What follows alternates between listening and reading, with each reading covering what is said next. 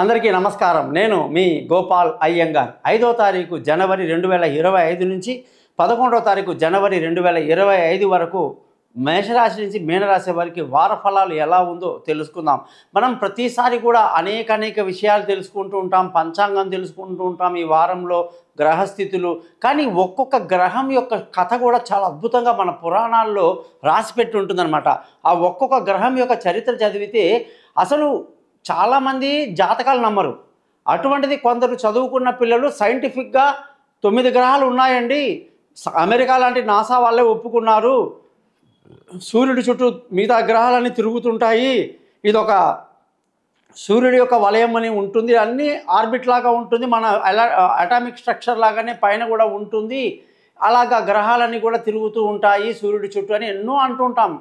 కానీ మన పురాణాలు ఎంత డెప్త్గా వెళ్ళిపోయాయంటేనండి, ఒక్కొక్క గ్రహం యొక్క పుట్టుక ఎంత డెప్త్ అండి బాబోయ్. అసలు ఒక గ్రహం యొక్క పుట్టుక ఎలాంటిది, అది ఏ గ్రహానికి మరో గ్రహం జన్మించిందట చెప్తానండి. ఒక్కొక్కటి వినండి, మీరు ఆశ్చర్యపోతారు. అంతేగాని ఎప్పుడు కూడా ఒక 2 నిమిషాలు స్పెండ్ చేయకుండా ఏదో వారఫలం వచ్చిందా, ఎంత ఉంది, ఎలా ఉంది, ఈ వారం మనకి టార్గెట్లు అయిపోతాయా, పేమెంట్లు వచ్చేస్తాయా, వ్యాపారాలు అయిపోతాయా, పెళ్ళిళ్ళు అయిపోతాయా, ఉద్యోగాలు వచ్చేస్తాయా, ప్లీజ్ కొంచెం ఆగండి. ఆగి నిదానంగా ఒక 2 మినిట్స్ తెలుసుకోండి. నేను కూడా ఎక్కువసేపు మీతో మాట్లాడను, ఎందుకంటే డబ్బు నాది, టైం నాది, కెమెరా నాది, ఎంత స్పెండ్ చేస్తున్నాను మేము జనాల కోసం. మేము ఎందుకు, నాకేమైనా మీరు రిటర్న్ ఇస్తారా? లేదు. జస్ట్ చూసి ఏదో ఒక చెత్త కామెంట్ పెట్టే వాళ్ళు పెడతారు, దండం పెట్టే వాళ్ళు దండం పెడతారు, అంతేగాని నేను అనేది దయచేసి నిదానంగా వినండి.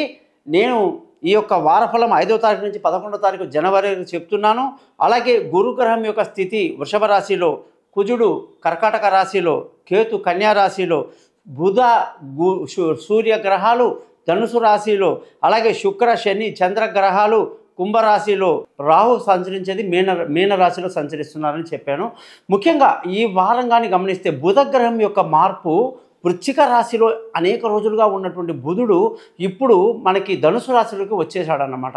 ధనుసు రాశిలోకి బుధుడు రావటం అనేది చాలా మంచిది. ఎందుకంటే అంతకుముందు వృశ్చిక రాశిలో విషమ క్షేత్రంలో ఉన్నారు, ఆయన శత్రు క్షేత్రంలో ఉన్నారు.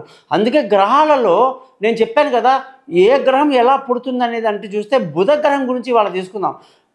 9 గ్రహాలలో బెస్ట్ గ్రహం ఏదైనా ఉంది అంటే, ఎటువంటి మాలిన్యం లేని, ఎటువంటి తప్పు లేని గ్రహం ఏదైనా ఉందంటే అది బుధ గ్రహం అన్నమాట. బుధుడు అంటే సాక్షాత్తు మహావిష్ణువు ఈ గ్రహానికి అధిపతి. మరి అతని సొంత కొడుకు లాంటి వాడు అన్నమాట, ఆయన పెంచుకున్నవాడు అనమాట ఈ బుధుడు.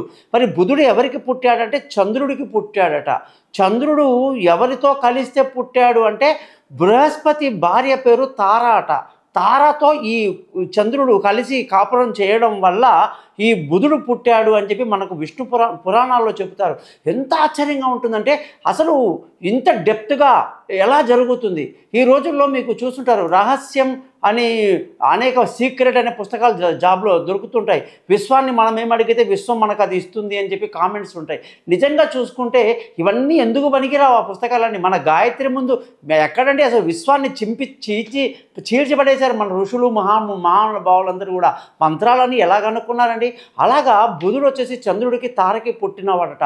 అటువంటి చంద్రుడిని వదిలేస్తే, అనాథగా వదిలేస్తే, చంద్రుడు బుధుడిని వదిలేస్తే బుధుడిని మహావిష్ణువు దత్తత తీసుకున్నారండి. ఆ విధంగా ఈ గ్రహానికి మహావిష్ణువు అధిపతి. ఆ విధంగా ప్రతి గ్రహం చుట్టూ మీకు ప్రతిసారి ఒక అద్భుతమైన స్టోరీ చెప్తుంటా, తప్పకుండా విని ఆనందించండి. ఈ వారం కానీ చూసుకుంటే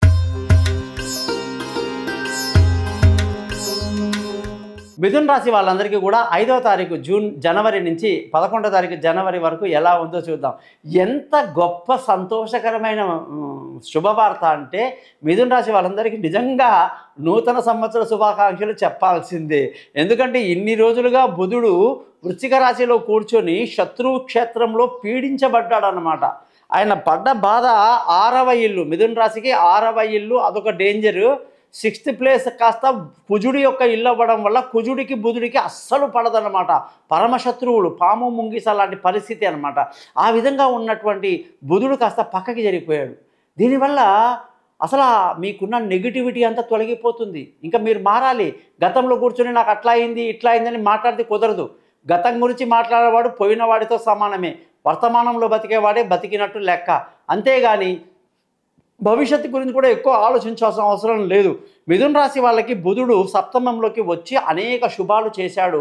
మానసిక ఉల్లాసాన్ని, అనుకున్న పనులు అనుకున్నట్టు జరగడం కానీ, ఫర్ ఎగ్జాంపుల్ గతంలో మీ పని ఇది కాలేదు, తిరిగి నా విసుగొచ్చింది నేను మానేశాను అన్న పనులన్నీ కూడా ఇప్పుడు మళ్ళీ తిరిగి తీయండి, ఖచ్చితంగా అవుతాయి అని చెప్పి నేను రాసి ఇస్తున్నా మీకు. అలాగే మానసిక ఉల్లాసాన్ని కలిగి విందులు వినోదాల్లో పాల్గొంటూ సంతోషంగా ఉంటారు. ధన ఆదాయం బాగుంది, కుటుంబ సంతోషం బాగుంది, పిల్లల చదువులు బాగున్నాయి. బుధుడు సప్తమంలోకి రావడం వల్ల విలువైన వస్తువులు, వాహనాలు అన్నీ కూడా ఎన్ని రోజులు కొనొద్దు అన్న వాళ్ళమే ఇప్పుడు కొనండి అంటున్న మంచి లాభాలు ఉంటాయి. తల్లి ఆరోగ్యం కూడా అనేక ఆందోళనలతో ఉన్నటువంటి ఆరోగ్యం బాగుండిపోయింది అని కూడా చెప్తున్నాం. ఇకపోతే మానసికంగా కాస్త ధైర్యాన్ని మీరు పెంచుకొని ఆదిత్య హృదయం చదువుకోవటం మంచిది. బంధువులతో స్నేహితులతో జాగ్రత్తగా మెలిగితే ఇంకా మంచిది. పిల్లల చదువులు, వాళ్ళ విదేశీయానాలు, దూర ప్రయాణాలన్నీ కూడా చాలా బాగా కలిసి వస్తాయి. అలాగే ఆరోగ్యపరమైన విషయాల్లో జాగ్రత్తలు తీసుకుంటూ ముందుకు వెళ్ళాలి. భార్యాభర్తల మధ్య చక్కటి సయోధ్య కలిగి సంతోషంగా ఆనందంగా ఉంటారు, ఎటువంటి ఇబ్బంది లేదు. అయితే పెళ్ళి కాని వాళ్ళు ఇంకా కొన్ని రోజులు ఆగాలి. మంచి ముహూర్తాల కొరకు ప్రేమికులకు కూడా అంత సంతోషకరమైన వాతావరణం ఏమి కనిపించటం లేదు. ముఖ్యంగా పార్ట్నర్షిప్లో దెబ్బతినే అవకాశాలు లేకపోలేదు. ఈ రాశి వాళ్ళందరికీ కూడా అదృష్టం అనేది చాలా బాగుంది. తండ్రి పెద్దల యొక్క సలహాలు తీసుకోండి, వాళ్ళు చెప్పిన మార్గంలో వెళ్ళండి, మంచి లాభాలతో సంతోషంగా ఆనందంగా ముందుకు వెళ్తారు. అది అదృష్టాన్ని మీకు తెచ్చిపెడుతుంది. ఇకపోతే ఉద్యోగంలో కూడా ప్రతి ఒక్కళ్ళు కూడా రోజు గురు మంత్రాన్ని 16 సార్లు చదువుకుంటే భార్యాభర్తల మధ్య కానీ పార్ట్నర్షిప్లో కానీ ఎటువంటి ప్రాబ్లమ్స్ రాకుండా ఉంటుంది. ఉద్యోగంలో మంచి పరిస్థితి ఉంటుంది. మనం ఎంత కష్టపడ్డా, ఎంత హార్డ్ వర్క్ చేసినా కూడా ఇప్పుడు పై అధికారులకి మన మీద చిన్న చూపు ఉంటుందన్న ఫీలింగ్ ఉంటుంది. ఒక్కోసారి చాలామంది తొందరపడిపోయి జాబ్ మానేస్తే పోలే అంటారు. అది ఇంకా వరస్ట్ అయిపోతుంది. జాబ్ లేక 6 నెలలు ఉండిపోతారు, ఇంకా పని పాట లేక. అటువంటి పరిస్థితి అన్నమాట. అందుకే ఉన్న ఉద్యోగాన్ని ప్రేమించండి. ఉన్న ఉద్యోగాన్ని సంతోషంగా చేసుకోవడం వల్ల మీకు లబ్ధి పొందుతాయి. ముఖ్యంగా ఈ రాశి వాళ్ళందరికీ వ్యాపార పరంగా చాలా లాభాలు ఉన్నాయి. వ్యాపారంలో మంచి లాభాలతో ఈ వారమంతా ముందుకు దూసుకువెళ్తారు అని ఖచ్చితంగా చెప్పొచ్చు. ఖర్చుల విషయానికి వస్తే అధికంగా ఉంటాయి. ఆడంబరాలకు ఎక్కువ ఖర్చు పెడతారు. 50 రూపాయలు ఖర్చు పెట్టరా నాయన అంటే 100 రూపాయలు ఖర్చు పెట్టి వస్తారు. కాబట్టి షాపింగ్ చేసేటప్పుడు జాగ్రత్త పడండి. మీరందరూ కూడా రోజు మహావిష్ణువు సహస్రనామాన్ని చదువుకోవాలి.